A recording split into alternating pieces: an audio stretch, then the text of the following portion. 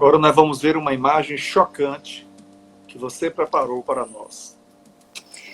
É isso. Assim, quando me pedem para falar de tecnologia, eu fico sempre dividida, né? Porque ao mesmo tempo que eu conheço aquilo que está sendo feito nas melhores escolas, eu também conheço aquilo que está sendo feito nas piores, né? E não é conhecer só através dos livros, porque eu conheci a realidade do interior da Bahia, do interior do Piauí, e é triste saber que enquanto hoje se fala sobre inovação na educação, criação de ambientes inovadores, investimento em tecnologia, você sabe que em várias escolas a gente lida com coisas básicas como violência escolar, criminalidade, evasão, com aqueles problemas que a gente já tinha no século passado e que ainda não foram resolvidos. Então, está faltando aí alguma coisa, né?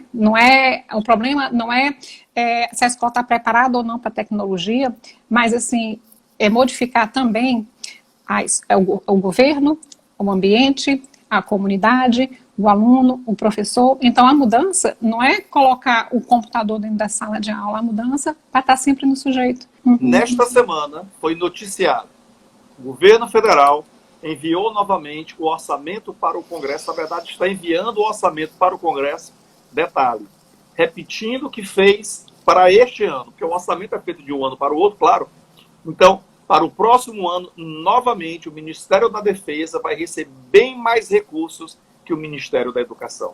Ou seja, estamos nos preparando para uma guerra, é isso? Porque a guerra a gente vê no dia a dia, é o sofrimento, são doenças, gravidez precoce, embriaguez e etc. Então, se não for a educação, a base, o caminho, isso vai repercutir na massa trabalhadora. E também na classe empresarial. Líderes despreparados, em especial na área humana, e profissionais também com uma série de deficiências. Mas aí a gente tem um velho chavão, né, que a gente costuma utilizar. A educação, ela é ideológica, né, ela reflete uma sociedade. E, infelizmente, a educação está doente porque a sociedade também está. E essa imagem aí reflete uma realidade. Né? Eu fico, às vezes, pensando como é que você vai falar de criar um ambiente educativo, inovador, numa escola que os alunos quebram o vidro. E a outra coisa é que, quando se fala em inverter o ensino, as pessoas esquecem aqui de um fator muito importante. O professor, ele não tem margem de manobra, né? A escola não tem recurso. Como é que esse professor vai inverter o ensino? E eu estou falando aqui porque o ensino não é só ensino privado, o ensino também é público. E a educação não se faz só de um lado da sociedade, né? É triste, mas nós estamos investindo muito na mudança de ambientes, e o professor pode passar as outras imagens, e esse provavelmente vai ser o futuro da escola. E esse foi um futuro que chegou muito rápido, se a gente parar para pensar. Né? O ensino online era uma tendência e hoje virou uma necessidade. Nós fomos, todo mundo, né, na verdade, foi pego de surpresa com o ensino online. De repente as escolas ficaram vazias. De repente nós temos laboratórios de tecnologia sem nenhum aluno. Aqui não dá para ler, não dá para ler muita informação, né? Mas quando a gente fala na questão das competências para as novas gerações, não se fala só de competência digital, e nem competência linguística, matemática, de raciocínio. E se eu não tem como as pessoas enxergarem, eu vou pegar aqui, eu vou tentar aqui ler alguns tópicos, né?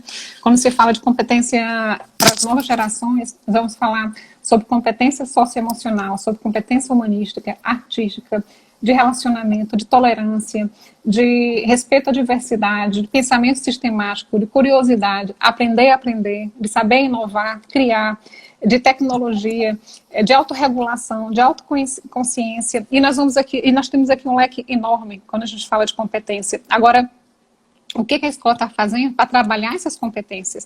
O que a escola faz para trabalhar a inteligência emocional, para trabalhar a autorregulação, para trabalhar a criatividade? Essa é a pergunta que eu gostaria aqui de deixar. Então, qualquer professor que entra dentro do ensino tem que pensar o que eu posso fazer para poder estimular no meu aluno o potencial criativo, com ou sem recursos tecnológicos. Neste ano de 2020, no Instituto Federal, do qual eu faço parte, numa diretoria de pesquisa, inovação e pós-graduação, nós recebemos no início do ano E no ano passado também uma triste notícia. O governo federal, ele suspendeu recursos, boa parte dos recursos para pesquisa e também para extensão. Ou seja, cancelado as viagens para congresso, para simpósios, para seminários, projetos de pesquisa e etc., salvo exceções. E aí nós nos reunimos e chegamos a uma conclusão. Se em algum momento a vida nos oferece um limão, apesar de eu gostar muito do limão, mas um limão bem azedo, então vamos fazer uma limonada. E aí nós partimos para as parcerias com a iniciativa privada. Porque não dá para ficar reclamando. Então, esse é um caminho, depender de governo, não adianta. Precisamos buscar essas parcerias e estimular de alguma forma a pesquisa, a ciência, a inovação com parceiros. Sim, eu acho que a tendência mundial, né, é por isso que a gente fala da questão da conectividade, da multidisciplinaridade, de você trabalhar com o outro, né? Isso é em todos os aspectos, seja ele no meio empresarial, é aqui um exemplo, a educação corporativa, a educação por projetos, que eles pegam alunos da própria escola, colocam no mercado de trabalho e fazem parceria, né? Você vê essa troca de conhecimento, é uma sinergia, né, que tem que haver entre as pessoas. Eu acho que não tem que esperar só o governo, não tem que esperar só receber aquilo que vem de fora, né? Eu acho que a mudança começa com cada um, né? Começa onde você está, com aquilo que você tem, fazendo aquilo que você pode. Essa imagem eu acho que não dá muito bem para as pessoas verem. E lembra que eu falei que quando eu estava nos Estados Unidos, quando eu percebi que eu não tinha competência, eu fui estudar. E eu estudei, eu peguei todos os livros que eu podia, que lá nos Estados Unidos você tem acesso, né, a muita leitura, e eu passava a maior parte do tempo fazendo resumo, sublinhando as coisas, e depois eu percebi que parece que aquele conhecimento não entrava dentro da minha cabeça, né? O que é que acontece? Será que eu não sou inteligente o suficiente? E aí eu percebi uma coisa, eu não conhecia o meu cérebro. Eu não conhecia, não sabia como é que o meu cérebro aprendia. Eu fazia tudo o que você não deve fazer. Eu virava à noite, eu estudava um monte de coisa ao mesmo tempo e não quebrava em sequência, então eu não tinha conhecimento nenhum do que era a aprendizagem, né? E eu vou falar aqui num termo muito ligado à neurociência, né? A aprendizagem acontece quando ocorre uma formação de uma rede entre os neurônios, né? E essa rede ela é feita pela redundância. Quanto mais vezes, né, você conecta um neurônio no outro, essa rede vai se fortalecendo. E o que acontecia comigo? Eu passava muito tempo trabalhando, depois eu resolvi, eu vou estudar muito agora, vou virar à noite e pronto, e parava. Isso é um erro. E aí eu coloquei esse slide para abordar um pouco a questão do autoestudo, que é uma competência que a pessoa precisa ter nesse ensino virtual. A pessoa tem que saber estudar, a pessoa tem que ter método, a pessoa precisa perceber que o cérebro é um órgão da aprendizagem, né, e que existe um processo. E quanto mais estimulação você tiver de vários sentidos, mais você vai aprender. A memória tem um papel importante. Se você não dorme bem, se você vira à noite estudando, aquilo que você aprendeu não vai ser processado adequadamente. Provavelmente, muito da informação que você leu, você vai esquecer. Isso é muito interessante porque é um exemplo que casa bem com você mesma. Você está na Europa, mas está fazendo uma pós-graduação em Harvard, sem cruzar o oceano, está fazendo à distância. Sim, eu gosto muito de estudar. E o fato de eu ter mudado de país algumas vezes e ter conhecido outras realidades me despertou para aquilo que eu não conhecia, né? E eu acho que durante muito tempo o que eu sabia sobre educação estava muito restrito à educação brasileira. E depois eu fui para os Estados Unidos, conheci uma outra realidade, percebi que eu precisava aprender tudo novamente. E vim para cá, para a Europa, e eu me deparei com outra realidade. Então, o que é que eu gosto de fazer? Eu gosto hoje de pesquisar o que é feito em outros países, no Japão, na Finlândia, na Índia, e gosto de aprender com as outras pessoas que estão fazendo, né? Então, hoje, o ensino virtual possibilita esse intercâmbio. Eu estou aqui, eu tenho o meu trabalho, eu tenho a minha família, mas eu não deixo de estudar, eu continuo ainda procurando formação, continuo procurando conhecimento, fora daquele meu mundo, fora de onde eu estou, né? Porque se a educação é ideológica e você estuda só aquilo que o país ensina, você está aprendendo aquilo que o governo quer que você aprenda. Você está aprendendo aqui, você está reproduzindo, na verdade, conhecimento, né? E isso eu percebi durante a minha formação aí no Brasil. Eu não questionava aquilo que eu estava aprendendo, eu não questionava os livros que eu lia. E depois eu percebi, espera lá, tenho que fazer aqui uma comparação, eu tenho que me abrir para os outros teóricos, né, na verdade, e eu acho isso importante. O mundo está conectado, o conhecimento tem que ser abrangente, né? E esse é um exemplo de autoestudo. Você é uma autodidata. Eu sou uma autodidata e durante muito tempo eu não fui eficiente no meu autoestudo.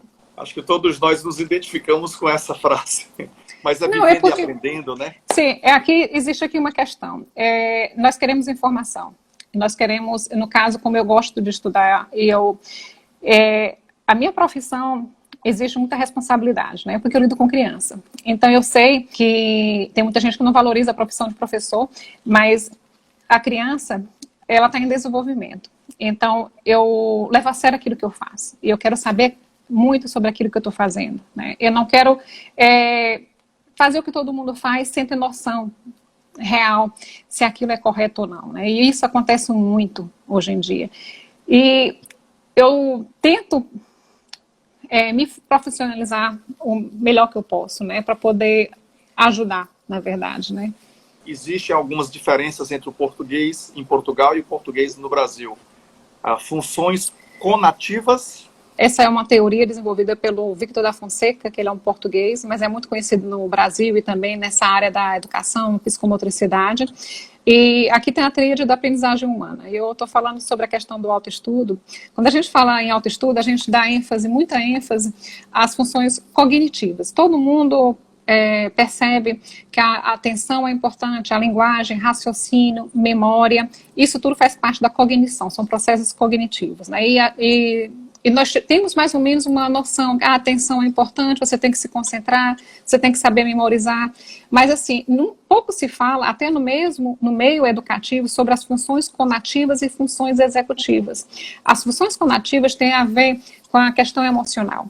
Para que eu estou fazendo isso? Por que eu estou fazendo isso? Eu me sinto bem em relação a isso? Isso é importante para mim? Qual é o objetivo que eu tenho com isso? Então, tem muito a ver com a questão, a relação que você tem com aquilo que você está fazendo, né? Que é uma função conativa. Isso influencia muito a sua aprendizagem. Se você está estudando uma coisa que não tem importância nenhuma para você, o fator emocional vai influenciar até na sua memória e na sua atenção. A questão da função executiva, e o meu foco de trabalho hoje são as funções executivas, porque foi a maior dificuldade que eu tive e que eu percebi que eu não tinha competência nenhuma, era nessas funções executivas, e eu acho que a escola deveria trabalhar desde cedo, desde a primeira infância, as funções executivas, porque para todas essas competências que eu acabei de mostrar, para a nova era digital, para essa nova realidade que a gente vive no mundo conectado, que exige inovação, exige flexibilidade, exige criatividade, a pessoa tem que ter uma função executiva muito bem elaborada. E a função executiva é o quê? A pessoa precisa saber tomar decisões, estabelecer objetivos, metas, ter um controle inibitório, né? A pessoa precisa, como é que se diz, se autorregular. E essas coisas todas a pessoa aprende desde a infância e o cérebro, né, ele fica pronto nessas funções executivas perto dos 30. Então, é um longo processo que é desvalorizado, principalmente durante a primeira infância. Nós estamos perto de chegar aí, então, né? Já que é perto dos 30.